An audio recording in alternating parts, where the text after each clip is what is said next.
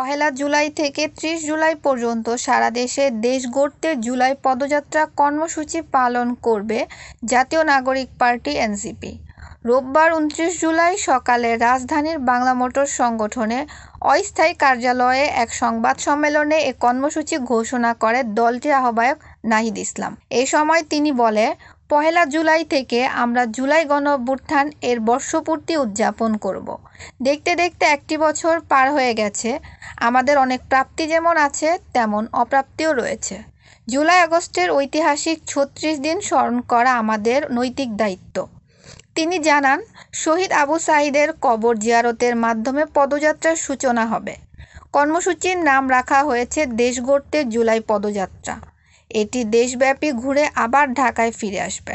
এছাড়াও আগামী ১৬ জুলাই বৈষম্য বিরোধী শহীদ দিবস পালন করবে এনসিপি।